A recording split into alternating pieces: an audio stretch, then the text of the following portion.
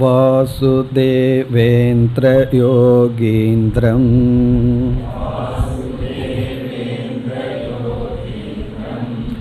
நத்வா ஞானப்ரதம் குரும்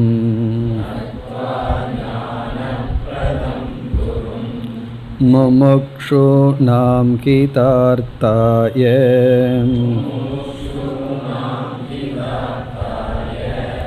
தத்வபோதோ விதீயதே.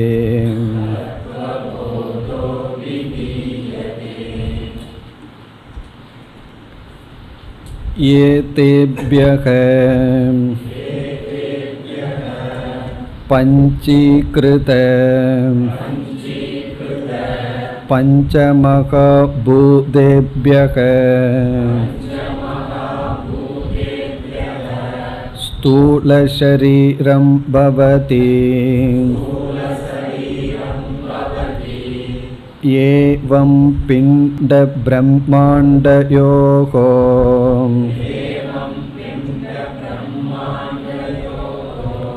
ஐக்யம் சம்பூதம்.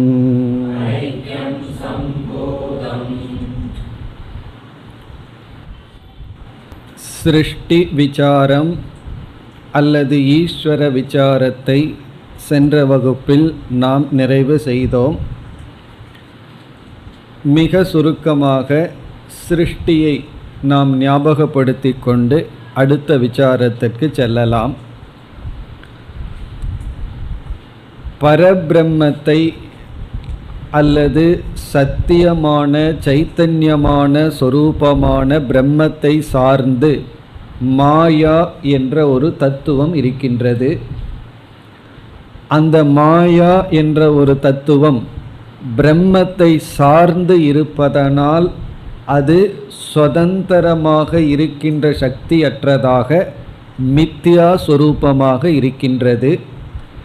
அந்த மாயைக்கு சத்துவம் ரஜஸ் தமஸ் என்ற 3 குணங்கள் இருக்கின்றன. அந்த மாயையிலிருந்து சிருஷ்டியானது தோன்றுகிறது. அதாவது மாயையினுடைய மாறுபாடாக இந்த உலகம் வந்துள்ளது. மாயையினுடைய பரிணாமமாக இந்த உலகம் வந்துள்ளது. அந்த மாயை பிரம்மத்தை சார்ந்துதான் செயல்பட முடியும். பிரம்மனும் மாயையும் சேர்ந்து ஈஸ்வரன் என்று சொல்கின்றோம். ஆகவே ஈஸ்வரனுடைய உடல் மாயை என்றால் ஈஸ்வரனுடைய உடலிலிருந்து இந்த உலகம் இப்படி வந்துள்ளது. இனி எப்படி இந்த உலகம் வந்துள்ளது, எந்த கிரமத்தில் வந்துள்ளது என்றால், முதலில் மாயையானது ஆகாசம் என்ற பூதமாக மாறுகிறது. அந்த ஆகாசம் சூக்ஷ்மமான ஆகாசம். பிறகு ஆகாசத்திலிருந்து வாயு என்று 5 சூக்ஷ்மமான பூதங்கள் முதலில் உருவாகின்றன. அந்த பூதங்களும் 5ம் சேர்ந்தாப்பில் உருவாகவில்லை. ஆகாசம், வாயு, அக்னி, நீர், ஜலம் என்று படிப்படியாக வருகின்றது. இப்பொழுது நம்முடைய கையில் என்ன வந்துவிட்டது? சூக்ஷ்மமான 5 பூதங்கள், மாயையினுடைய மாறுபாடான 5 பூதங்கள் இப்பொழுது நம் கையில் இருக்கின்றன. மாயையில் என்ன குணம் இருக்கின்றதோ அவைகளெல்லாம் 5 பூதங்களிலும் இருக்கும். மாயையில் சத்துவம் ரஜஸ் தமஸ் இருப்பதனால் ஒவ்வொரு பூதங்களிலும் சத்துவகுணம், ரஜோகுணம், தமோகுணம் இருக்கின்றது. இனி அடுத்த சிருஷ்டி எப்படி வந்தது என்றால், ஒவ்வொரு பூதத்தில் இருக்கின்ற சத்துவ குணத்திலிருந்து ஒவ்வொரு ஞானேந்திரியங்கள் தோன்றின. அதை நாம் பார்த்தோம். எந்த பூதத்திலிருந்து எந்த ஞானேந்திரியம் தோன்றின. ஆனால் சுருக்கமாக பார்த்தால் 5 பூதங்களிடம் இருக்கின்ற சத்துவ அம்சத்திலிருந்து 5 ஞானேந்திரியங்கள் தனித்தனியாக தோன்றின. அதற்கு பிறகு 5 பூதங்களினுடைய மொத்த சத்துவத்திலிருந்து, ஒட்டுமொத்தமான சத்துவத்திலிருந்து மனம், புத்தி, சித்தம், அகங்காரம் என்ற தத்துவங்கள் தோன்றின. இத்துடன் சத்துவத்தினுடைய காரியம் முடிவடைகிறது. பிறகு 5 பூதங்களிடம் இருக்கின்ற ரஜோகுண அம்சம் இருக்கின்றது. அந்த ரஜோகுணத்திலிருந்து ஒவ்வொரு பூதத்திலிருந்து ஒவ்வொரு கர்மேந்திரியங்கள் தோன்றுகின்றன. 5 பூதங்களிடம் இருக்கின்ற ரஜோகுண அம்சத்திலிருந்து கர்மேந்திரியங்கள், பிறகு 5 பூதங்களிடம் இருக்கின்ற மொத்தமான ரஜோகுணத்திடமிருந்து பஞ்ச பிராண தத்துவங்கள் தோன்றுகின்றன. இவ்விதம் சூக்ஷ்ம சிருஷ்டி முடிவடைகின்றது. நம்முடைய சூக்ஷ்ம சரீரங்கள், சூக்ஷ்ம பிரபஞ்ச சிருஷ்டி முடிவடைகிறது. இனி சூக்ஷ்மமான 5 பூதங்களிடம் எந்த குண அம்சம் மீதி இருக்கிறது என்றால் தமோ குண அம்சம் மீதி இருக்கின்றது. பிறகு என்ன நேரிடுகிறது? 5 பூதங்களிடம் இருக்கின்ற தமோ குண அம்சம் ஒரு விதமான விகிதத்தில் ஒன்றோடு ஒன்று கலக்கும் பொழுது நாம் பார்த்து அனுபவிக்கின்ற இந்த ஸ்தூல பஞ்சபூதங்கள் தோன்றி விடுகின்றன. இப்படி கலப்பதற்குத்தான் பஞ்சீகரணம் என்று சென்ற வகுப்பில் பார்த்தோம். பஞ்சீகரணம் என்றால் 5 பூதங்களினுடைய சூக்ஷ்மமான பூதங்களினுடைய தமோ அம்சமானது சென்ற வகுப்பில் பார்த்த அந்த விகிதாச்சாரப்படி கலக்கும் பொழுது நாம் பார்த்து அனுபவிக்கின்ற இந்த ஸ்தூல பூதங்கள் தோன்றுகின்றன. அதற்கு பிறகு ஸ்தூல பூதங்களிடமிருந்து ஸ்தூல சரீரங்கள் தோன்றுகின்றன. அதாவது வேறு சில இடங்கள்ல எல்லாம் இடையில இனியொன்றையும் கூறுவார்கள். எல்லா கோளங்களும் எத்தனையோ பிளானட்ஸ் எல்லாம் இருக்கு, நட்சத்திரங்கள் எவ்வளவோ இருக்கு, அவைகளும் பஞ்சபூதங்களினுடைய சேர்க்கை தான். ஆனால் அங்கெல்லாம் உயிரினங்கள் கிடையாது. காரணம் என்ன? உயிர் வாழும் விதத்தில் அந்த பஞ்சபூதங்கள் அமைக்கப்படவில்லை. இப்போ அடுத்தது என்ன சொல்வார்கள்? பஞ்சபூதத்திலிருந்து புவனம் தோன்றின என்றும் சொல்லப்படும். புவனம் என்றால் உயிர் வாழ தேவையான அளவு பஞ்சபூதங்கள் மாறி அமைய வேண்டும். இப்போ எத்தனையோ கிரகங்கள் இருக்கின்றது, அந்த கிரகங்கள் எல்லாம் உயிர் கிடையாது. மரம் செடி கொடிகள் மற்ற உயிரினங்கள் கிடையாது. ஏன்னா உயிரினங்கள் இருக்கும் அளவு அந்த பஞ்சபூதங்களினுடைய மாற்றம் இல்லை. ஒன்றா நீர் அதிகமாக இருக்குது, அல்லது உஷ்ணம் அதிகமாக இருக்கின்றது, அல்லது நீரே இல்லை, வெறும் நீராவிகள் மட்டும் குறைந்த அளவில் இருக்கின்றது. ஆகவே பஞ்சபூதங்கள் புவனமாக மாறுகின்றன. அதாவது நாம் பார்த்து அனுபவிக்கின்ற இந்த பூலோகம், இது போல வேறு எங்கு லோகம் இருக்குமோ நமக்கு தெரியவில்லை. அப்படி உயிர் வாழ தகுந்த விதத்தில் உலகம் அமைகின்றன. பிறகு அந்த உலகத்திலிருந்து ஸ்தூல சரீரங்கள் தோன்றுகின்றன. இப்போ இந்த ஸ்தூல சரீரம் என்ன என்றால் இந்த அண்டத்தில் இருப்பதுதான், அண்டத்தில் இருக்கின்ற பஞ்சபூதம்தான் நம்முடைய ஸ்தூல சரீரம். இந்த உடலுக்கு பிண்டம் என்று ஒரு பெயர். அதுதான் இறுதியில் கூறி முடிவுரை வருகின்றது. ஏவம் இவ்விதம் பிண்ட பிரம்மாண்ட யோகோ. பிரம்மாண்டம் என்றால் சமஷ்டியான பஞ்சபூதங்களிலான இந்த உலகம். பிண்டம் என்றால் நம்முடைய சரீரம்.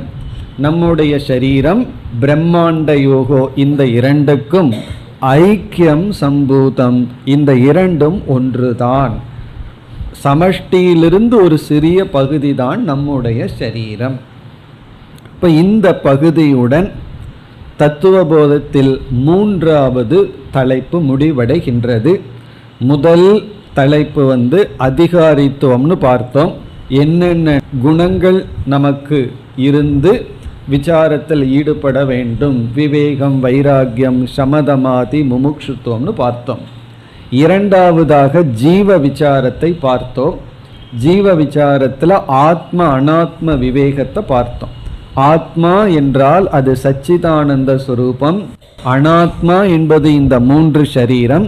அதில் ஸ்தூல சரீரத்தின் தன்மை, சூக்ஷ்ம சரீரத்தின் தன்மை, காரண சரீரத்தின் தன்மை, இந்த 3 சரீரமே பஞ்ச கோஷமாக கூறப்பட்டு, பிறகு ஒவ்வொரு சரீரத்தில் அபிமானம் வைக்கும் பொழுது அந்த ஜீவனுக்கு கிடைக்கின்ற ஒவ்வொரு அவஸ்தைகள் என்று 3 விதமான அவஸ்தை, இதெல்லாம் பார்த்து முடித்தோம்.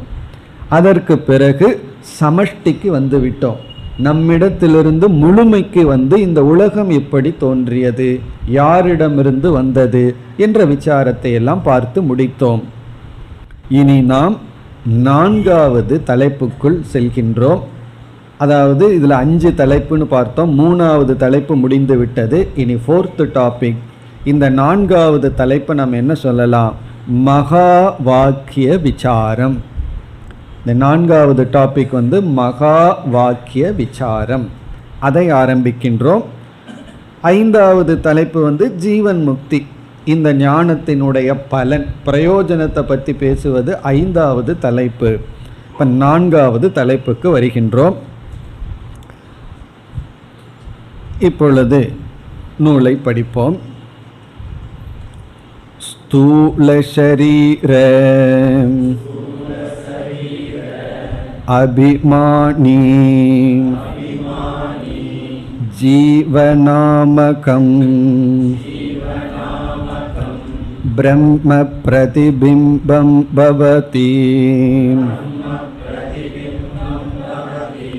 ச ஏவ ஜீவக பிரக்ருத்யாம் ஸ்வஸ்மாத் ஈஸ்வரம்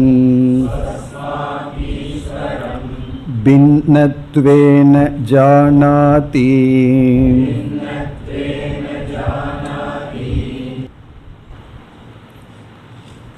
நான்காவது தலைப்பு மகா வாக்கிய விசாரம் அல்லது ஜீவ ஈஸ்வர ஐக்கிய விசாரம்.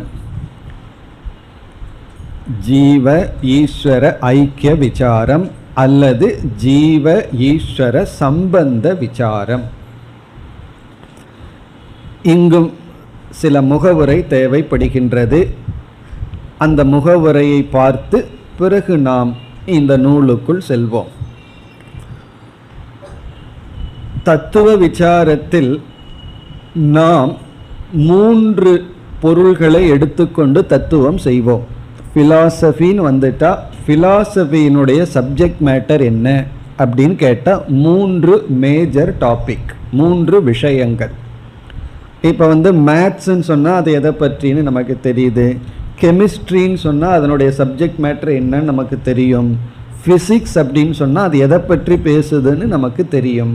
அதே போல் வேதாந்தத்தில் எதை எடுத்துக்கொண்டு ஆராய்ச்சி செய்வோம், நம்ம எந்த பொருளை எடுத்துக்கொண்டு அதனுடைய உண்மையை ஆராய்வோம்.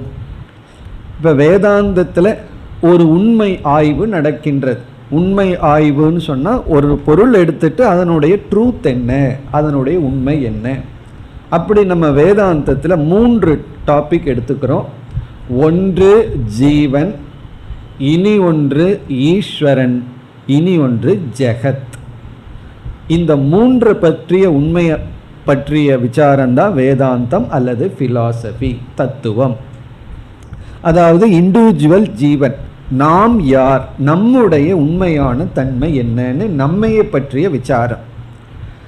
அடுத்த விசாரம் நாம் வாழ்கின்ற இந்த உலகத்தினுடைய ஸ்டேட்டஸ் என்ன, இந்த உலகம் எப்படிப்பட்டது, அது நிலையானதா நிலையற்றதா, நம்ம பஞ்சபூத சொரூபமானதுன்னு பார்க்குறோம். அதோடு நம்ம நிற்காமல் இதனுடைய உண்மை தன்மை என்ன, அது இந்த உலகத்தை பற்றிய விசாரம். பிறகு இந்த உலகம் படைக்கப்பட்டது என்று நம்மால் ஏற்றுக்கொள்ளப்பட்டால், அது திடீர்னு வந்ததுன்னு சொல்வதற்கு நமக்கு அறிவே தேவையில்லை. அது எப்படி வேண்டுமானாலும் சொல்லிட்டு போகலாம். ஒன்று எப்படி வந்ததுன்னா அது கேட்காத அது வந்திருக்கு, அவ்வளவுதானே, சிந்திக்க வேண்டாம். ஆனால் இந்த உலகத்தில் நியதியாக செயல்படுகின்ற ஒரு ஆர்டர், ஒரு நியதியை பார்க்குறோம். எங்கே ஒன்று ஒரு நியதியாக செயல்பட்டு இருக்கோ அது உருவாக்கப்பட்டிருக்க வேண்டும். அப்படி உருவாக்கப்பட்டிருந்தால் உருவாக்கியவன் யார், அதுதான் ஈஸ்வரன். இந்த உலகம் உருவாக்கப்பட்டிருந்தால் அதை உருவாக்கியவருக்கு பேர் தான் ஈஸ்வரன். அப்போ அந்த ஈஸ்வரனுடைய தன்மை என்ன? இப்போ ஈஸ்வர ஸ்வரூபம், ஜீவஸ்வரூபம், ஜெகத் ஸ்வரூபம், இதுதான் ஃபிலாசபியினுடைய சப்ஜெக்ட் மேட்டர். இப்போ இதில் இப்பொழுது நாம் எடுத்துக்கொண்ட தலைப்பு ஜீவனுக்கும் ஈஸ்வரனுக்கும் உள்ள ரிலேஷன்ஷிப், உள்ள சம்பந்தம். ஜீவனாகிய நமக்கும் இந்த உலகத்தையே படைத்த ஈஸ்வரனுக்கும் என்ன உறவு இருக்கின்றது, அந்த விசாரத்தை தான் இப்பொழுது எடுத்துக்கொள்கின்றோம். ஆகவே இதுதான் மேஜர் முக்கியமான டாபிக். நம்ம எவ்வளவோ விஷயங்கள் பேசினாலும் எதற்கு அனைத்து விஷயங்கள் பேசுகிறோம் அப்படின்னா இந்த ஒரு கருத்தை நிலைநாட்ட, இந்த ரிலேஷன்ஷிப் எப்படிப்பட்டதுங்கிறதன் அடிப்படையில் தான் தத்துவத்தில் கருத்து வேறுபாடுகள் வருகின்றது. ஒரு ஃபிலாசபி இனியொரு ஃபிலாசபியோட வேறுபாடு எதில் வருகிறது என்றால் ஜீவஸ்வரூபத்தை நிச்சயம் பண்ணும் பொழுதும் வரும். இந்த மூன்றைய பற்றி என்ன சொல்கிறார்கள்ங்கிறதுல தான் வேறுபாடு வருகிறது. அதுலேயும் குறிப்பாக இந்த ரிலேஷன்ஷிப் சம்பந்தம்தான். இப்பொழுது நம்ம ஜீவனாகிய நமக்கும் இந்த உலகத்தையும் நம்முடைய உடலையும் அனைத்தையும் படைத்த ஈஸ்வரனுக்கும் என்ன உறவு இருக்கின்றது. இப்போ நமக்கும் ஈஸ்வரனுக்கும் என்ன உறவு அப்படின்னு வரும்பொழுது, அந்த ஈஸ்வரன் யார்னா உலகத்தை படைத்தவர். உலகம்னு சொல்லும் பொழுது நம்முடைய உடலும் இந்த உலகத்துக்குள்ள அடங்குகின்றது தான். ஆகவே நம்முடைய உடல் முதல் கொண்டு அனைத்தையும் உருவாக்கிய அந்த ஈஸ்வரனுக்கும் நமக்கும் என்ன உறவு இருக்கின்றது. நம்ம இரண்டு விதமான ரிலேஷன்ஷிப்பை பார்க்க போகின்றோம். நமக்கும் ஈஸ்வரனுக்கு ரெண்டு ரிலேஷன்ஷிப். ஒன்று மேலோட்டமான நிலையில பார்த்தா பேசுகின்ற உறவு, அதுவும் ஒரு உறவு இருக்கு. ஒரு ஆங்கிள், ஒரு அடிப்படையில், பொய்யான அடிப்படைன்னு வச்சுக்குவோமே, அல்லது மேலோட்டமான அடிப்படையில். இனி ஒரு ரிலேஷன்ஷிப்பு வேற ஆங்கிள், இனி ஒரு அடிப்படையில். அப்படி இரண்டு பொருளுக்கு ரெண்டு ரிலேஷன்ஷிப் இருக்கு. ஒரு அடிப்படையில் ஒரு உறவு, இனி ஒரு அடிப்படையில் இனி ஒரு உறவு. இப்போ ஒரு அப்பா பையனுக்கு அப்பாவா இருக்க, அதே பையன் அப்பா ஸ்கூல் டீச்சர்னு வச்சுக்குவோமே, கிளாஸுக்கு அவனுடைய பையன் வரும்பொழுது அங்கே போய் பையனை கண்ணே மணியன்னு கொஞ்சிட்டு இருக்க மாட்டார். அது வீட்டில் வேணால் வச்சுக்குவார், வச்சுக்கணும். பள்ளிக்கூடம் அப்படிங்கிற அடிப்படையில் அந்த பையனுக்கும் அப்பாவுக்கு என்ன ரிலேஷன்ஷிப் வருகின்றது? குரு சிஷ்யன், ஆசிரியர் மாணவர் அப்படிங்கிற உறவு வருது. அப்போது எதன் அடிப்படையில்? பள்ளிக்கூடம் அப்படிங்கிற அடிப்படையில் இவர் ஆசிரியர் அப்படிங்கிற ஒரு ஆட்டிடியூடோடு பார்த்தா தன்னுடைய பையனை மாணவனாக தான் பார்க்கணும், மாணவனாக தான் பார்ப்பார். வீட்டுக்கு வந்த உடனே, வீட்டில் வாத்தியாராக இருக்கக்கூடாது. வீட்டில் வந்த உடனே இவர் எப்படி மாறி விடுவார்? இவர் தந்தை என்ற ரோலை எடுத்துக்குவார். அதுபோல ஜீவனுக்கும் ஈஸ்வரனுக்கும் ரெண்டு விதமான ரிலேஷன்ஷிப் நம்ம பார்க்க போகிறோம். அந்த விசாரத்தை எல்லாம் முடிச்சுட்டு இந்த நூலுக்குள்ளே போனால் தான் நமக்கு புரியும். நேரடியாக போனால் நமக்கு ரொம்ப வேகாக இருக்கும். ஆகவே இப்போ நம்ம ஒரு அடித்தளத்தை போட்டுட்டு ஒரு முகவுரையுடன் பிறகு நம்ம நூலை படிப்போம். இதில் அந்த ரெண்டு ரிலேஷன்ஷிப் என்ன என்று இப்பொழுது பார்ப்போம். முதல் ரிலேஷன்ஷிப், முதல் உறவு என்னவென்றால், இந்த உலகத்தை படைத்த ஈஸ்வரன் தான் ஜீவன் என்று சொல்கின்ற நம்மையும் படைத்துள்ளார். ஆகவே ஈஸ்வரன் படைப்பவர், நாம் படைக்கப்பட்டவர்கள். அப்போ கிரியேட்டர் கிரியேஷன் ரிலேஷன்ஷிப். கிரியேட்டர் படைப்பவர், கிரியேட்டட்னா படைக்கப்பட்ட உறவு இருக்கின்றது. அது ஒரு ஆங்கிளில் இருக்கிற உறவு. இதை நம்ம முற்றிலும் ஆரம்பத்தில் ஏற்றுக்கொள்கின்றோம். இதை நம்ம ஏற்றுக்கொண்டுட்டு தான் ஈஸ்வரனை எல்லாம் நம்ம வழிபடுகின்றோம். காரணம் என்ன? அவர் தான் படைத்தவர், நாம் படைக்கப்பட்டவர்கள். பிறகு நம்ம எல்லாம் கர்மம் பண்ணுறோம். ஈஸ்வரன் அந்த கர்மத்தை கணக்கிட்டு அதற்கு தகுந்த பலனை கொடுப்பவர். கர்ம பல தாத்தா, கர்மத்தினுடைய பலனை கொடுப்பவர் ஈஸ்வரன். கர்மத்தை செய்பவர்கள் நாம். நாம் என்ன கர்மம் பண்ணுறோமோ அந்த கர்மத்துக்கு ஏற்ற பலனை கொடுப்பவர் ஈஸ்வரன். காரணம் என்னன்னா, இந்த நேரத்தில் நாம் ஒரு தானத்தை பண்ணிடுறோம். இப்போ தானம்ங்கிற கர்மத்தை நம்ம பண்ணி முடிச்சாச்சு. அவர் எதை நம்ம தானமாக கொடுத்தோமோ அவர் வாங்கிட்டு நன்றி சொல்லிட்டு அவர் போயிட்டார். இப்போ இந்த தானம்ங்கிற கர்மத்துக்கு புண்ணியம்னு ஒரு பலன் வரணும்னு சொன்னால் அது யாரிடத்தில் இருக்கு, யார் இதை பார்த்து கொடுப்பா அப்படின்னு ஒரு நியமம் வருகிறது. எந்த ஒரு ரூல்ஸ் அண்ட் ரெகுலேஷன் இருந்தால் அதை ரெகுலேட் பண்ணுறதுக்கு அறிவுபூர்வமானவன் ஒருத்தன் இருக்கணும். நம்ம டிராஃபிக் ரூல்ஸ் எல்லாம் புக்கில் மட்டும் எழுதி டிராஃபிக் கான்ஸ்டபிளே இல்லைன்னு வச்சுக்குவோமே, என்ன ஆகும்? நம்ம புக்கை படிச்சுட்டா கார் டிரைவ் பண்ணிட்டு போவோம். நம்ம டிராஃபிக் ரூலை ஃபாலோ பண்ணுறதுக்கு காரணமே உயிருடைய ஒருவன் இருந்து அதை ரெகுலேட் பண்ணுறான். என்னதான் புக்கில் இருந்தாலும் உயிருடைய ஒருத்தன் இருந்து தான் அதை ரெகுலேட் பண்ணுறான். அதே போல் அறிவுடைய ஒரு ஈஸ்வரன் தான் நம்ம செய்கின்ற ஜடமான கர்மத்துக்கு தகுந்த பலனை கொடுக்கின்றார். அதனால தான் நம்ம என்ன பண்ணுறோம், நம்ம தவறு செய்து விட்டால் பிராயஷ்சித்தமாக ஈஸ்வரனிடம் பிரார்த்தனை செய்கின்றோம். பிரார்த்தனையும் ஒரு கர்மம் ஆகுது. நம்ம நினைக்கிற பிரார்த்தனை பண்ணோம் அப்படின்னா அவர் கர்ம பலத்தை மாற்றிடுவார், இவன் நம்மை வணங்கி கொண்டிருக்கின்றான், ஆகவே இவன் நம்மால் ஆயிட்டான், கொஞ்சம் கன்சிடர் பண்ணலாம், அப்படியெல்லாம் கிடையாது. நம்ம பிரார்த்தனை பண்ணும்போது அந்த பிரார்த்தனையையும் ஒரு கர்மமாக எடுத்துக்கொண்டு நம்முடைய மனதில் ஆறுதலை கொடுக்கணுமோ என்ன பண்ணணுமோ அதை பண்ணுறார். அப்போ ஈஸ்வரன் கர்ம பலனை கொடுப்பவர், நாம் கர்ம பலனை அனுபவிப்பவர். நாம் கர்த்தாவாக இருந்து செயல்படுறோம், பகவான் அதற்கு தகுந்த பலனை கொடுக்கின்றார். பிறகு ஈஸ்வரன் ரூலர், அவர் ஆட்சி செய்பவர், நாம் ஆளப்படுபவர். ஈஸ்வரங்கிற சொல்லுக்கே ஈஷ்ண டு ரூல், அவர் தான் ரூலர். நம்ம ரூல்டு, நம்ம அவருக்கு கீழே வாழ்ந்து கொண்டு இருக்கின்றோம். பிறகு ஈஸ்வரனுடைய மாயா என்ற உடலிலிருந்து தான் இந்த உலகம் வந்ததுன்னு சொன்னால், நம்முடைய உடலும் இந்த உலகத்தினுடைய ஒரு பகுதி என்றால், அப்போ ஈஸ்வரனிடம் ஒரு சிறிய அம்சம்தான் நம்முடைய இந்த ஸ்தூல சரீரம். இப்போ நம்முடைய உடல், நாம் பார்த்து அனுபவிக்கின்ற இந்த உலகம் அனைத்தும் ஈஸ்வரனுடைய ஒரு சிறிய வெளிப்பாடு. சிறிய வெளிப்பாடுன்னு நம்ம சொல்கிறோம். ஏன்னா மாயையிலிருந்து வந்த ஒரு வெளிப்பாடு தான் இந்த உலகமாக இருக்குது. ஆகவே நம்ம வியஷ்டி, ஈஸ்வரன் சமஷ்டி. வியஷ்டின்னா நம்ம வெரி லிட்டில் இண்டிவிஜுவல், நம்ம ஒரு டாட் மாதிரி.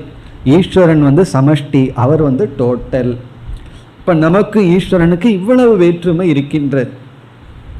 பிறகு நாமும் ஒரு அறிவுடைய ஒரு தத்துவம் தான், ஒரு ஜடமானவர்கள் அல்ல. ஜீவன்னு சொல்லும்போது ஒரு அறிவுடைய தத்துவம், ஈஸ்வரன்னு சொல்லும் பொழுது அவரும் ஒரு அறிவுடைய தத்துவம். ஆனால் அவர் முக்த ஸ்வரூபமாக இருக்கிறார். நம்ம ஒரு அறிவுடைய ஜீவன் சம்சாரியாக பந்தப்பட்டிருக்கின்றான். இப்போ ஜீவனுக்கு ஈஸ்வரனுக்கு முக்கியமான வேற்றுமை அவர் முக்தர், நம்மெல்லாம் பத்தர்கள். நம்ம பந்தப்பட்டிருக்கோம், அவர் பந்தப்படாத அறிவு சுரூபமாக இருக்கின்றார். அவரும் ஒரு அறிவு சுரூபமானவர். அதனால தான் நம்ம கர்ம பலனை கொடுக்கிறார். இந்த உலகத்தை சில நியமங்களை உருவாக்கி படைத்துள்ளார். பிறகு நமக்கு அவர் கர்ம பலனை கொடுத்து நம்மை ஆட்சி செய்து கொண்டிருக்கின்றார். நாம் வியஷ்டியான பந்தப்பட்ட ஜீவர்கள் கர்மத்தினால, அவர் பந்தப்படாதவர். இதை ஏன் நம்ம சொல்கிறோம் அப்படின்னா, ஒரு ஜீவன் தான் ஒன்றை உருவாக்குகின்றான், வீட்டை கட்டுறான் அல்லது குழந்தைகளை உருவாக்குகின்றான். அதற்கு பிறகு அந்த பொருள்கள்னாலேயே இவன் பந்தப்பட்டு விடுகின்றான். இது என்னுடைய வீடு என்று பந்தம் விடுகிறது. இப்போ ஈஸ்வரன் இந்த உலகத்தையே படைச்சிருக்காருன்னா அவருக்கு எவ்வளோ ஒரு பெரிய பந்தம் இருக்குன்னு ஒரு சந்தேகம் வந்துடும். நம்ம ஏதோ கொஞ்சத்தை உருவாக்கி அதனாலேயே பற்று வச்சு பந்தப்பட்டுறோம். ஈஸ்வரன் இவ்வளவு உலகத்தை உருவாக்கி அவர் பந்தப்பட்டிருப்பாரான்னா அது இல்லை. அவர் இவ்வளவை உருவாக்கினாலும் பந்தப்படாதவர், முக்த ஸ்வரூபர். நம்ம பந்தப்பட்டவர்கள். இப்படி ஈஸ்வரன் ஈஸ்வரன், ஜீவன் ஜீவன், இப்படி ஒரு உறவு இருக்கின்றது. அப்படின்னு என்ன, அவர் தான், நம்ம தான். நம்ம பந்தப்பட்டவர்கள், கர்ம வினைப்படி வாழ்ந்து வருகிறோம், கர்மத்தை பண்றோம், பலனை அனுபவிக்கின்றோம், ஈஸ்வரனுடைய நியதிக்கு உட்பட்டு நாம் வாழ்கின்றோம். இல்லையே என்னால் ஒரு நியதியை மாற்றி அமைக்க முடியும் சொன்னால் அதையும் அவர் முடிவு பண்ணியிருந்தால் மாற்றி அமைக்கலாம். இல்லை மேஜிக்கில் சிலதெல்லாம் மாற்றி அமைக்கிறார்களே, அதுவும் ஒரு நியதிக்கு ஈஸ்வரனுடைய சக்திக்கு உட்பட்டது தான். இல்லை ஒரு மாயாவி என்ன வேணாலும் செய்யலாம் அப்படின்னு சொன்னால் அவர் எதுக்கு இவ்வளவு கஷ்டப்பட்டு தொண்டை தண்ணியெல்லாம் வத்த கத்தி இவ்வளவு பேர்த்து முன்னாடி மேஜிக் காட்டிகிட்டு இருக்காரு? பேசாமல் எவ்வளவு கரன்சி வேணுமோ அதை மேஜிக்கில் உருவாக்கிற வேண்டியது தானே, அல்லது மனசுக்குள்ள திருப்தியை உருவாக்கிற வேண்டியது தானே, அதுவும் முடிவதில்லையே. ஆகவே இந்த உலகத்தில் இருக்கிற அனைத்து நியதிகளும் ஈஸ்வரனுடைய ஆணைக்கு உட்பட்டிருக்கு, நாம் அதற்கு அடிபணிந்து இருக்கின்றோம். இது ஒரு விதமான ரிலேஷன்ஷிப். நம்ம இந்த உறவு முறையில் தான் பக்தி எல்லாம் செய்கிறோம். கர்ம யோகத்தில் ஈஸ்வரனுக்காக செய்யணும் போது நம்ம இந்த உறவின் அடிப்படையில் தான் செய்ய வேண்டும். நம்ம அடுத்த ரிலேஷன்ஷிப்பையும் பார்க்க போகிறோம். அது புரிகிற வரைக்கும், அதில் நிஷ்டை அடைகிற வரைக்கும் நம்ம இந்த உறவைத்தான் வச்சிருக்க வேண்டும். இந்த உறவை நம்ம விட்டு விடக்கூடாது. இந்த ஒரு உறவுக்கு ஒரு ரியாலிட்டி இருக்கு, இந்த ஒரு உறவும் இருக்கின்றது, அதையும் நம்ம சாஸ்திரத்தில் ஏற்றுக்கொள்கின்றோம். இது ஃபர்ஸ்ட் ரிலேஷன்ஷிப். இப்போ நமக்கு விதவிதமான இஷ்ட தேவதைகளை வைத்து வணங்குதல், ப்ரே பண்ணுறது, வழிபடுவது எல்லாமே இந்த அடிப்படையில் தான் இருக்கின்றது. இனி ஒரு அடிப்படையில் ஜீவனுக்கு ஈஸ்வரனுக்கும் உள்ள உறவை நம்ம பார்க்க போகிறோம். ஒரு அடிப்படையில் நம்ம பார்த்துட்டோம், இனி ஒரு அடிப்படையில் நம்ம பார்க்க வேண்டும். அந்த இனி ஒரு அடிப்படையில் பார்க்கணும் அப்படின்னு சொன்னால், ஜீவன்கிற சொல்லை எடுத்துட்டு அதுக்குள்ள என்னென்னலாம் இருக்குன்னு பார்க்கணும். ஈஸ்வரன்கிற சொல்லை எடுத்துட்டு அதுக்குள்ள என்னென்ன இருக்குன்னு பார்க்கணும். இப்போ நீர் அப்படிங்கிற ஒரு தத்துவத்தை எடுத்துட்டு சயின்ஸில் ஆராய்ச்சி செய்யும் பொழுது H2O அப்படின்னு பிரிச்சிடுறாங்க. ஹைட்ரஜன் 2 பகுதியும் ஆக்சிஜன் ஒரு பகுதின்னு சொல்லி அந்த நீரை H2+O எப்படி பிரித்து பார்க்கறது போல, நீருங்கிற தத்துவத்துக்குள்ள என்ன இருக்கு அப்படின்னு பார்க்கறது போல, ஜீவன்கிற வார்த்தைக்குள்ள போய் கொஞ்சம் ஆராய்ச்சி பண்ணி பார்க்குறோம் என்ன இருக்கு. ஏன் நம்ம ஒரு ஆட்டம், ஒரு அணுவை எடுத்துட்டும் கூட அதை பார்க்குறோம், உள்ள என்னென்னலாம் இருக்கு, எலக்ட்ரான், நியூட்ரான், புரோட்டான் என்னென்னலாம் இருக்கு அப்படின்னு பார்க்கறது போல, ஜீவன்கிற சொல்லுக்குள்ள என்னென்ன அம்சம் இருக்கு, ஈஸ்வரன்கிற சொல்லுக்குள்ள என்னென்ன அம்சம் இருக்குன்னு இப்போ பார்ப்போம்.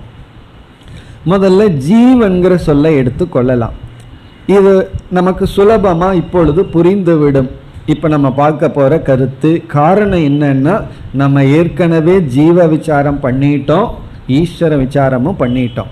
இப்போ நம்ம பண்ணுறது ஜஸ்ட் ஒரு ரீகலெக்ஷன் மாதிரி, ஏற்கனவே அங்கங்கே செய்து வச்சதை இப்போ ஒரு கோர்வையாக ஒரு இடத்துல போட்டு பார்க்குறோம். அதுதான் இப்போ நம்ம செய்ய போகிறோம். ஏற்கனவே நம்ம விசாரம் பண்ணினதுனால தான் இந்த விசாரத்தை இப்பொழுது செய்ய முடிகிறது. இப்போ நம்ம செய்ய போகிற விசாரத்தை முதல் டாப்பிக்காக நம்மளால் பண்ண முடியாது. காரணம் என்ன? ஏற்கனவே ஜீவனை பற்றி விசாரம் பண்ணியிருந்தா, ஈஸ்வரனை பற்றி விசாரம் பண்ணியிருந்தா தான் சம்பந்தத்தை பற்றி எல்லாம் பேச முடியும். அப்படி நம்ம இப்போ ஜீவன்கிற சொல்லுக்குள்ள போகிறோம். இப்போ ஜீவன் அல்லது நான்கிற சொல்லல என்னென்ன பொருள்கள் அடங்குகின்றது. இப்போ ஒரு ப்ராடக்ட் எடுத்தோம் அப்படின்னா இதுக்குள்ள என்னென்ன இருக்கு அப்படின்னு கேட்டால் நம்ம சொல்லுவோம், இதற்குள்ள இதெல்லாம் கலந்துருக்கு. இப்போ ஒரு நகை இருக்கு, நகை எடுத்துட்டோம்னா இதில் என்னென்னலாம் இருக்குன்னா என்ன சொல்லுவோம்? ஒரு கல் பதித்திருந்தால் ஒரு கல் இருக்கு, பிறகு தங்கம் இருக்கு, அந்த தங்கம் கொஞ்சம் ஃப்ளெக்சிபிள் ஆகிறதுக்கு கொஞ்சம் செம்போ என்னமோ ஒன்று கலந்துருக்கு. அப்படியெல்லாம் நம்ம சொல்றது போல இந்த ஜீவன்கிற சொல்லுக்குள்ள என்னென்ன இருக்கு என்றால், முதலில் அனாத்மா என்று நாம் பார்த்த ஸ்தூல சூக்ஷ்ம காரண சரீரங்கள் இருக்கின்றன. அனாத்மாவாக பார்த்த காரண சரீரம், பிறகு சூக்ஷ்ம சரீரம், பிறகு ஸ்தூல சரீரம். ஜீவன்கிற சொல்லுக்குள்ள இந்த மூன்றும் இருக்கின்றது.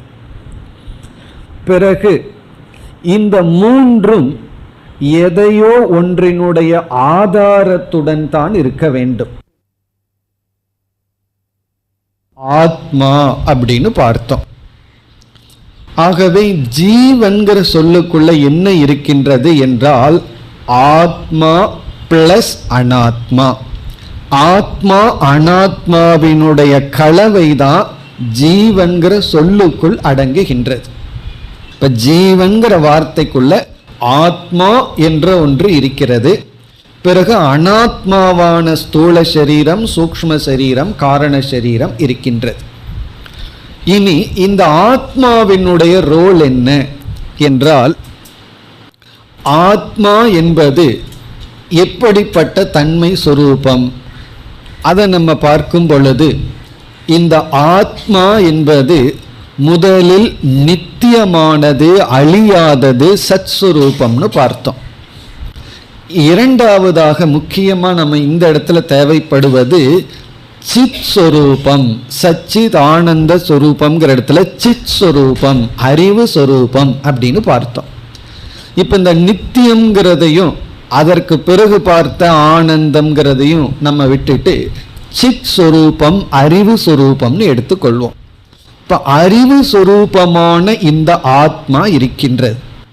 இந்த ஆத்மாவிடம் காரண சரீரம், அதற்கு பிறகு சூக்ஷ்ம சரீரம், அதை மட்டும் இப்ப வச்சுக்குவோம். இந்த காரண சரீரம் ஆத்மாவோடு இங்கு ஐக்கியமாகி இருக்கின்றது. ஆத்மாவை ஆதாரமாக கொண்டு அதற்கு மேல நம்ம காரண சரீரம் இருக்குன்னு வச்சுக்குவோமே.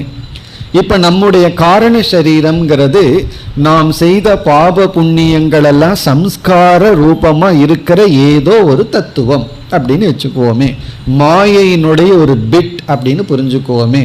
மாயையினுடைய ஒரு துகள் காரண சரீரம்.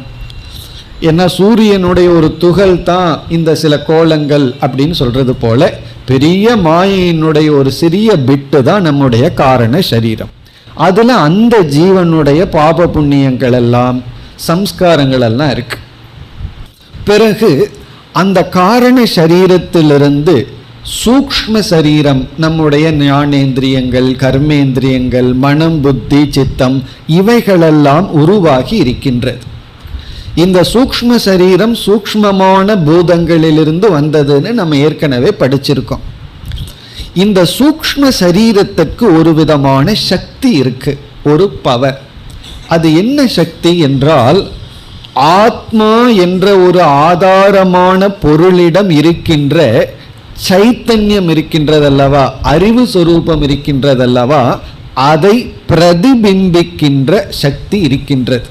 அந்த சைத்தன்யத்தை தனக்குள் வாங்கிக் கொண்டு தன்னிடத்திலேயே ஒரு உணர்வை உருவாக்குகின்ற சக்தி இருக்கின்றது. எப்படி என்றால், சூரியன் எல்லா இடத்திலையும் வியாபித்தாலும் நீர்ல வியாபிக்கும் பொழுது சூரியனை போல இனி ஒரு சூரியன் நீருக்குள்ள வருது. அல்லது கண்ணாடியில சூரியன் வியாபிக்கும் பொழுது அதை ரிஃப்ளெக்ட் பண்ற சக்தி கண்ணாடிக்கு இருக்கு. ஆனா மண்ணுக்கோ ஒரு பாறாங்கல்லுக்கோ அது கிடையாது. அதே போல ஆத்மா எல்லா இடத்திலும் இருந்தாலும் சூக்ஷ்ம சரீரத்துல தான் ஆத்மாவினுடைய அறிவு என்கின்ற தன்மை பிரதிபிம்பிக்கின்றது. இப்ப நம்ம சூரியனை மனசுல வச்சுட்டு பார்ப்போமே. சூரியன் மேல இருக்கு, சூரியன் கண்ணாடிக்குள்ள இருக்கு. இந்த கண்ணாடிக்குள்ள இருக்கிற சூரியனை பிரதிபிம்பம் அப்படின்னு சொல்றோம். ஒரிஜினல் சூரியனை பிம்பம் அப்படின்னு சொல்றோம். இப்ப இந்த சூரியன் கண்ணாடிக்குள்ள இருக்கும் பொழுது அந்த கண்ணாடி, அந்த இடமும் ஒரிஜினலாவே அங்க ஒரு பிரகாசம் இருக்கிறது போல நம்ம அனுபவிக்கின்றோம். ஆனா கண்ணாடிக்குள்ள இருக்கிற சூரியன் ஒரிஜினல் சூரியன் அல்ல. சமஸ்கிருதத்துல போலிக்கு பெயர், போலின்னு சொல்றோமே பொய்யானது, அதற்கு ஆபாசம் அப்படின்னு சொல்றோம். ஆபாசம்ங்கிற சமஸ்கிருத வார்த்தைக்கு போலி அப்படின்னு அர்த்தம். தமிழ்ல ஆபாசம்னா மோசமான, அசிங்கமான அர்த்தம் இருக்கு.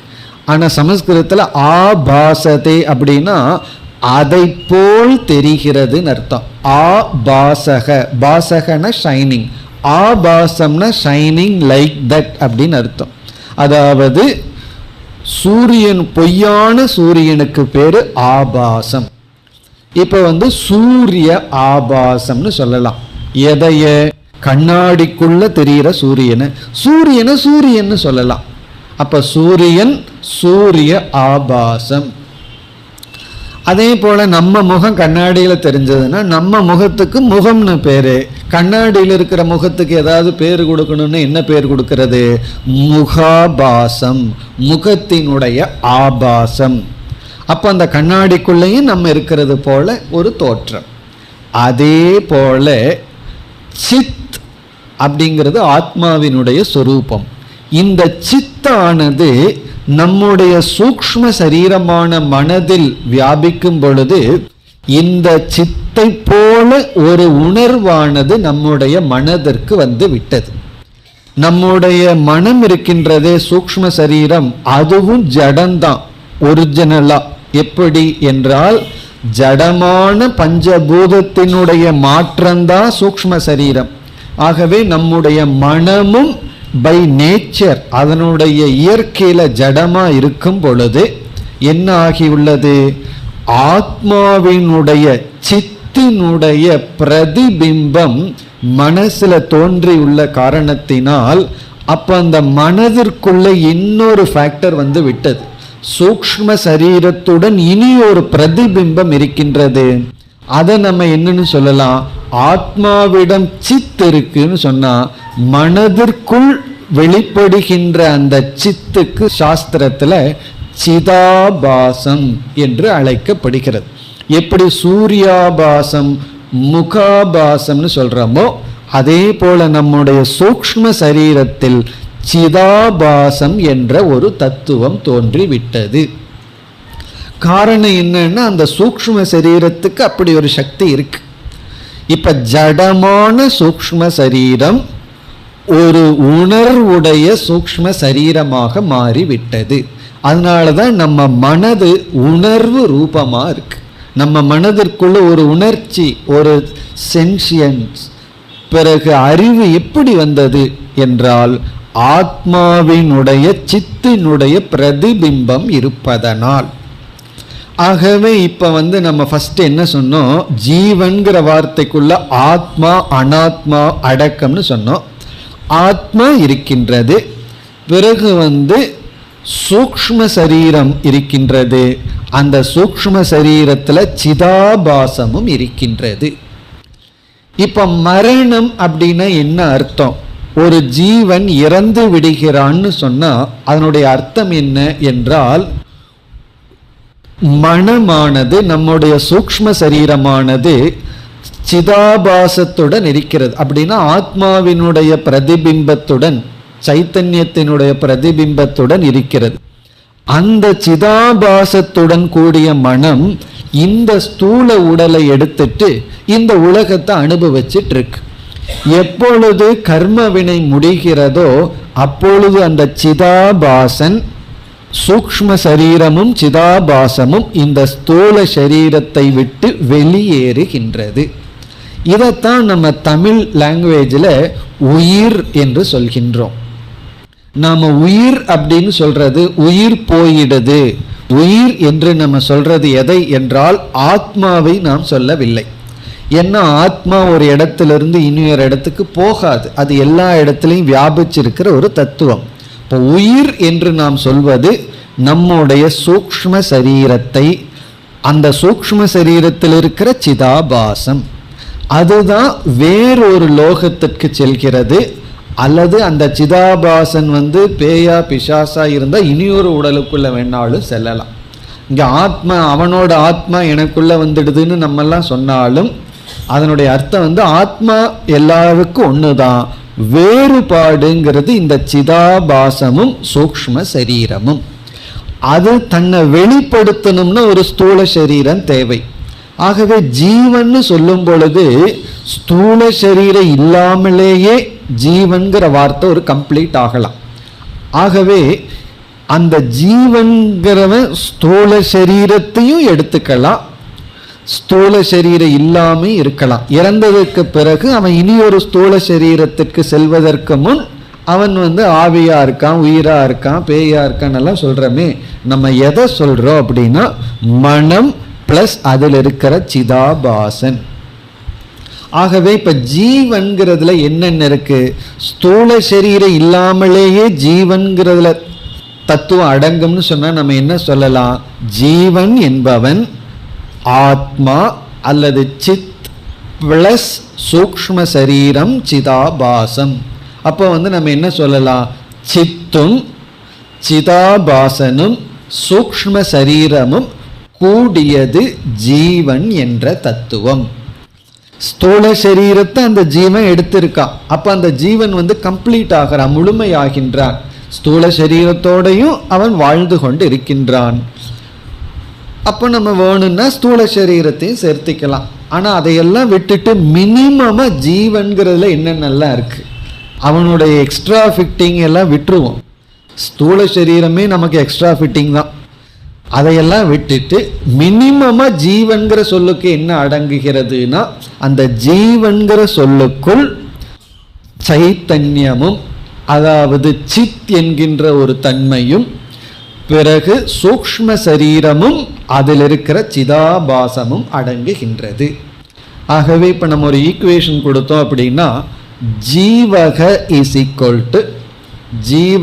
ஈக்குவல் டு சித், சித்துங்கிற இடத்துல ஆத்மா, சித் பிளஸ் சூக்ஷ்ம சரீரம் பிளஸ் சிதாபாசன். இந்த சூக்ஷ்ம சரீரம் சிதாபாசனே ஒரு பிராக்கெட்ல போட்டோம்னா ரெண்டையும் பிரிக்க முடியாதது. அப்போ ஜீவன்கிறதுல சித்தும் சூக்ஷ்ம சரீரமும் சிதாபாசமும். இனியும் சுருக்கி சொல்லணும்னா, சித்தும் சிதாபாசத்துடன் கூடிய சூக்ஷ்ம சரீரமும், சூக்ஷ்ம சரீரம் வித் சிதாபாசம். அப்ப ஜீவன் நம்ம மூணா பிரிக்கிறது பொதுவாக ரெண்டா சொல்லிடலாம். ஜீவன் என்பவன் சித் பிளஸ் சிதாபாசத்துடன் கூடிய சூக்ஷ்ம சரீரம். அந்த ஜீவன் தான் ஸ்தூல சரீரத்தையும் எடுத்துக்கொண்டு ஸ்தூல சரீரத்தோட இந்த உலகத்துல வாழ்ந்து வருகிறான். இப்போ அந்த ஜீவன் என்ன பண்றான்? ஸ்தூல உடல் எடுத்த உடனே சூக்ஷ்ம சரீரம் எந்த ஸ்தூல உடலோட அபிமானிக்குதோ அப்பொழுது என்ன ஆகுதுன்னா, ஆத்மாவிடமிருந்து பிரதிபிம்பிக்கப்பட்ட சிதாபாசன் ஸ்தூல சரீரத்தோடு அபிமானிக்கும் பொழுது ஸ்தூல சரீரத்துக்கு ஒரு உணர்வு விடுகிறது. அப்ப இந்த ஸ்தூல சரீரம் உணர்வு மயமா இல்லையா என்றால், நம்ம உணர்வு மயம் இல்லைன்னு சொல்ல முடியாது, ஜடமானதுன்னு சொல்ல முடியாது. ஜடமானதுன்னு சொன்னார்னு வச்சுக்குவோமே ஒருத்தர், உடனே ஒரு பின்னை கொண்டு போய் அவர் மேலே குத்துனோம்னா அப்புறம் சொல்லிடுவார், இது ஜடமானது அல்ல, இது உணர்வு மயமானது. காரணம் என்ன? இந்த ஸ்தூல சரீரம் உணர்வு மயமா இருக்கு. சீதோஷ்ணமெல்லாம் இதற்கு பாதிக்கின்றது, அதை நம்ம உணர்கின்றோம். இதற்கு எப்படி உணர்வு வந்தது? இதனிடம் இந்த அறிவு உணர்ச்சி வந்ததற்கு காரணம் சூக்ஷ்ம சரீரத்தில் இருக்கிற சிதாபாசத்திலிருந்து வந்தது, ஆத்மாவிடமிருந்து வரவில்லை. காரணம், ஆத்மாவினுடைய உணர்வை ஸ்தூல சரீரம் பிரதிபிம்பிக்கவில்லை, சூக்ஷ்ம சரீரம்தான் பிரதிபிம்பிக்கின்றது. அதனாலதான் இந்த உடலுக்கு மரணம் என்று ஒன்று நடைபெறுகிறது. மரணத்தில் என்ன ஆகுது? நம்முடைய சூக்ஷ்ம சரீரம் சிதாபாசத்துடன் சேர்ந்து வெளி போனவுடன் இந்த உடல் மீண்டும் ஜடமாகி விட்டது. ஆத்மா இந்த உடல்ல எப்பொழுதும் போல எல்லா இடத்திலையும் ஆத்மா வியாபித்திருக்கின்றது, அதுல குறையில்லை. பிறகு ஆத்மாவினுடைய சைத்தன்ய அம்சம் சூக்ஷ்ம சரீரத்துல வியாபிச்சு சிதாபாசனாக இருந்து, சிதாபாசன் இந்த உடலுக்கு உணர்வை கொடுத்து அந்த உடலுடன் உலகத்தை அனுபவித்து வருகின்றான். இதுதான் ஜீவனுக்குள்ள இருக்கிற தத்துவம். இப்ப ஜீவன்கிற சொல்லுக்குள்ள என்ன இருக்கு அப்படின்னு சொன்னா, ஆத்மா அல்லது சித் பிளஸ் சிதாபாசத்துடன் கூடிய சூக்ஷ்ம சரீரம். இனி நம்ம இதை மனசுல இப்ப வச்சுக்குவோம். இனி உடனே ஈஸ்வரனுக்கு வருவோம். ஈஸ்வரன்கிற சொல்ல கொஞ்சம் ஆராய்ச்சி செய்து பார்ப்போம். இப்ப இது வரைக்கும் ஜீவன் ஆராய்ச்சி பண்ணி கடைசியா நம்ம என்ன கன்க்ளூஷனுக்கு வந்திருக்கோம், அது மனதில் நிற்கணும். அப்பொழுதுதான் ஈஸ்வரனை ஆராய்ச்சி பண்ணி நம்ம சம்பந்தத்தை பேச முடியும். இப்ப ஜீவன்கிற சொல்லல சித்தும் சிதாபாசத்துடன் கூடிய சூக்ஷ்ம சரீரமும். இந்த ரெண்டே சொல் மனசுல இருந்தா போதும். ஏன்னா அதிக ஃபேக்டர் இருந்தா நம்ம மனசுல வச்சுக்கிறது கஷ்டம்னு சொல்லி தான் நம்ம எல்லாத்தையும் ரெடியூஸ் பண்ணி குறைச்சிட்டோம். சித் பிளஸ் சிதாபாசத்துடன் கூடிய சூக்ஷ்ம சரீரம் ஜீவன். ஈஸ்வரன்கிற தத்துவத்தை எடுத்துட்டோம். அந்த தத்துவத்தை எடுத்துட்டு பார்த்தோம் அப்படின்னா, ஈஸ்வரன்கிற தத்துவத்திற்குள்ள மாயா என்ற ஒன்றும், அந்த மாயை எதை சார்ந்து இருக்கின்றதோ அந்த ஒன்றும் இருக்கிறது. அப்படித்தானே நம்ம மாயையினுடைய அறிமுகத்தையே பார்த்தோம். பிரம்மாஸ்ரயா மாயா அஸ்தின்னு தான் ஆரம்பிச்சோம். பிரம்மன் என்ற ஒரு தத்துவத்தை சார்ந்து மாயை இருக்கின்றது. இப்ப இந்த மாயை என்ற ஒன்றை நம்ம தனியா பார்த்திட முடியாது.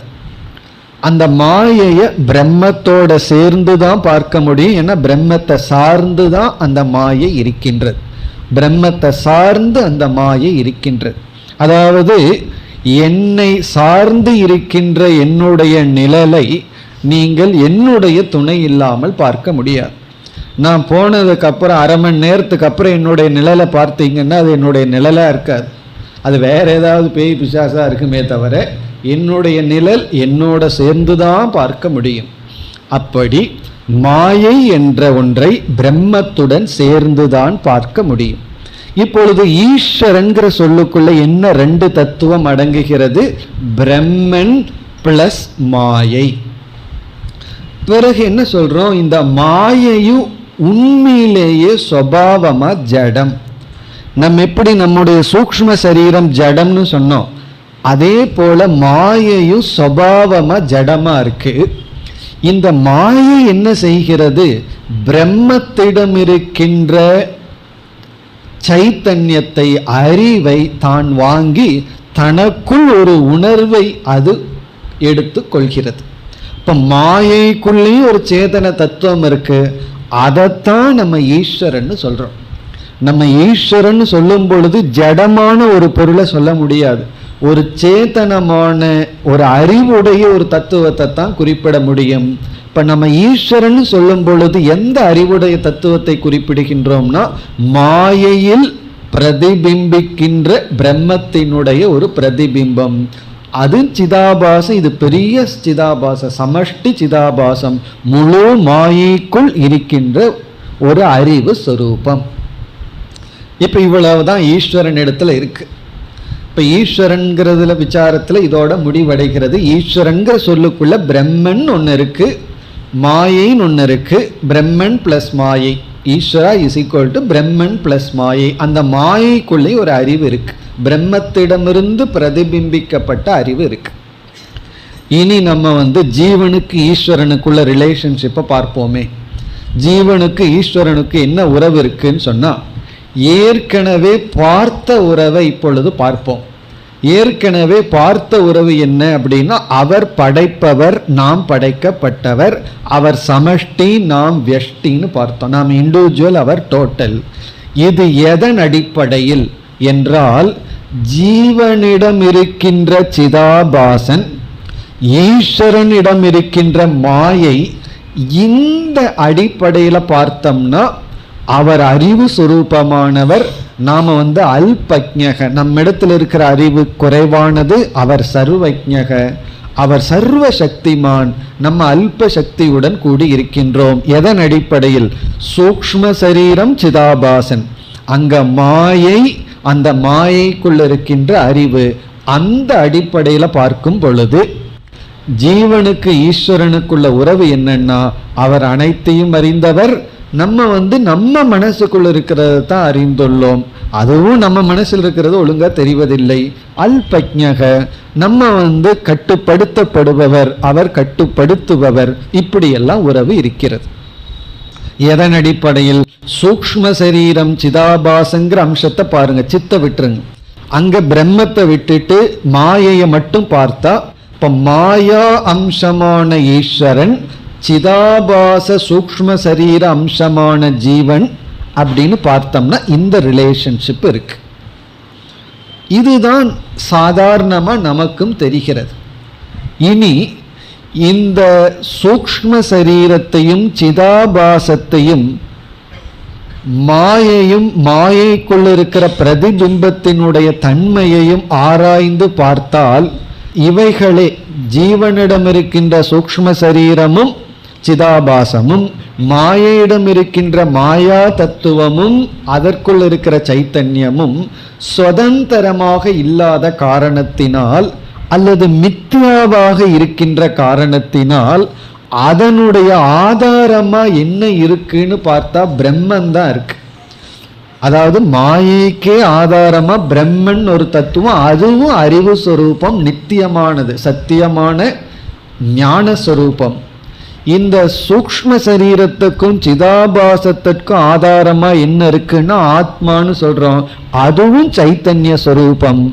இப்பொழுது மேலோட்டமாக இருக்கின்ற பிரதிபிம்பம் சூக்ஷ்ம சரீரத்தை இங்க தியாகம் பண்ணிட்டு அதை நம்ம விட்டுட்டு அந்த ஸ்டாண்டை எடுத்துக்காம ஈஸ்வரனிடம் இருக்கின்ற மாயாங்கிற ஸ்டாண்டையும் எடுத்துக்காம மாயைக்கு ஆதாரமா என்ன இருக்கோ அந்த ஒரு தத்துவத்தை எடுத்துட்டு சூக்ஷ்ம சரீரத்துக்கும் சிதாபாசத்துக்கும் ஆதாரமா என்ன ஒரு சித்து இருக்கோ அந்த தத்துவத்தை எடுத்துட்டு அதன் அடிப்படையில் ஜீவனுக்கு ஈஸ்வரனுக்கு ரிலேஷன்ஷிப்பை பார்த்தால், அதாவது ஸ்தூல சூக்ஷ்ம காரண சரீரமும் அதற்குள் இருக்கிற சிதாபாசம் அதனுடைய அடிப்படையில் அனாத்மாவை விட்டுட்டு ஆத்மாவை இங்க எடுத்துக்கிறோம். ஈஸ்வரனிடத்தில் இருக்கிற மாயை, பிறகு இந்த உலகத்தை படைப்பவர், உலகத்தை கட்டுப்படுத்துவர், அதை விட்டுட்டு அதற்கு ஆதாரமான பிரம்மன்கிற தத்துவத்தை எடுத்துட்டு ஆத்மா பிரம்மன்கிற அடிப்படையில் என்ன உறவு இருக்கிறது ஜீவனுக்கு ஈஸ்வரனுக்குன்னு பார்த்தோம்னா, ஆத்மாவுக்கு சாஸ்திரத்துல சொல்ற லட்சணமும் பிரம்மத்திற்கு சாஸ்திரத்துல சொல்ற லட்சணமும் ஒரே ஒரு லட்சணம்தான். இங்கேயும் சச்சிதானந்த ஸ்வரூபந்தான் ஆத்மா, பிரம்மத்துக்கு சச்சிதானந்த ஸ்வரூபந்தான் ஆத்மா. அப்படி என்றால் ஏன் ஆத்மா பிரம்மன்கிற வார்த்தையை பயன்படுத்துகிறீர்கள் அப்படின்னு சொன்னா, மாயைக்கு ஆதாரமா இருந்தா பிரம்மன்னு சொல்றோம், ஒரு உடல் அதற்கு ஆதாரமா இருந்தா ஆத்மான்னு சொல்றோம்.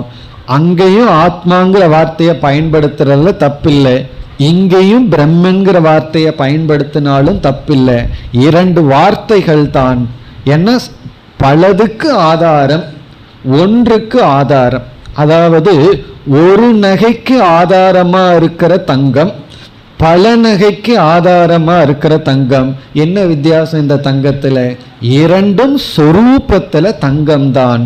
அப்படி சிதாபாசம் வியஷ்டி சூக்ஷ்ம சரீரம் அதற்கு ஆதாரமா இருக்கிற ஆத்மா, சமஷ்டி மாயை அதற்குள்ள இருக்கிற ஒரு அறிவு சுரூபம் அதற்கு ஆதாரமா இருக்கிற ஆத்மா அல்லது பிரம்மன்.